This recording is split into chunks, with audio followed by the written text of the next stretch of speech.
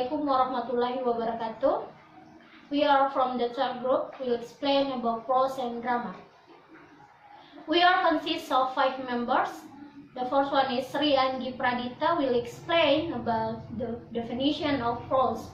The second one is me, Fifi Elvira. Will explain about the example of prose. The third one is Herliza Miftachul Jannah. Will explain about the definition of drama. The fourth one is Erlisa. Will explain about the purposes of prose and drama in teaching and learning process. The last one is Dian Ekawati. Will explain about the simple scenario of teaching and learning language classroom. Okay, the first one is Anggi Pradita. The definition of prose. What is it? Well, I will explain about the definition of prose according to some experts. The first is according to John Prose. John Prose said that prose is the ordinary form of spoken or written language. It fulfills innumerable functions and it can attain many different kinds of excellence. The second is according to Richard Lanham. Richard Lanham said that our ideal prose, like our ideal typography, is transparent. If a reader doesn't notice it, if it provides transparent window to the meaning, then the prose stylist has succeeded. The third is according to Jeremy Bentham. Jeremy Bentham said that prose when all the lines except the last go on to the end. And the fourth is according to Samuel Taylor. He said that prose is a word in their best word.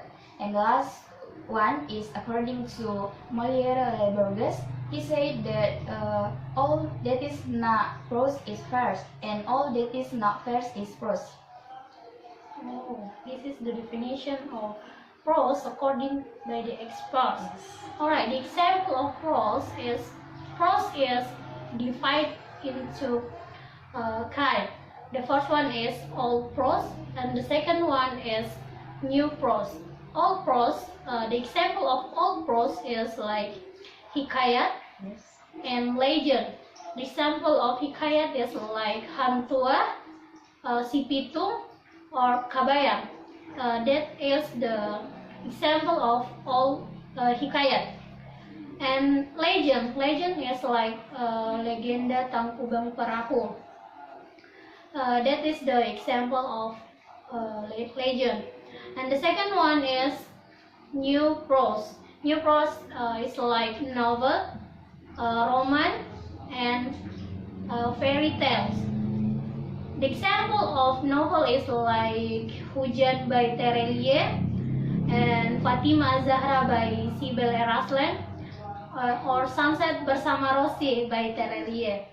And roman. The example of roman is very famous in Indonesia, Tenggelamnya Kapal Van der Wijk, and dongeng or fairy tale like Si Kancil or Keong Mas. That is a very famous fairy tale in Indonesia. Okay, the third one is the definition of drama. What is the definition of drama? Okay, I will tell you about the definition of drama by the expert. The first one is according to John Dryden. He said that drama is just a lively image of human nature, representing its passion and humor and the change of fortune to its subject and the delight of the nature. And then the second one is about the Dietrich. He said that drama is a conflict of about human on the form of the dialogue that presented by conversation and action on the stage and in front of audience. And the third one is about Moltons.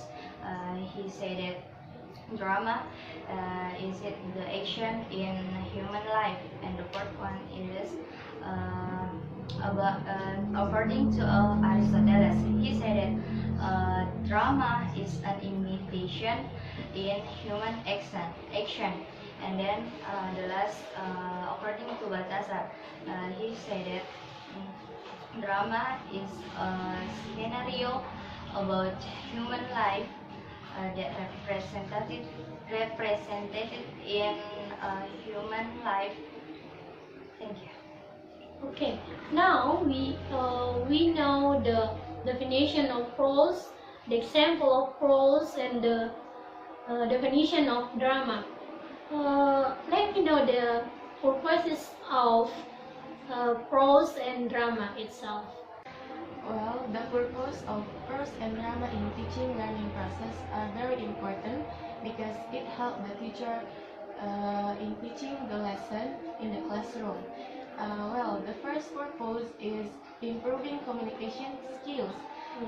Improving communication skills, it means that how the teacher convey the lesson by using a good word, by using a good language, so that the students can be easy to understand.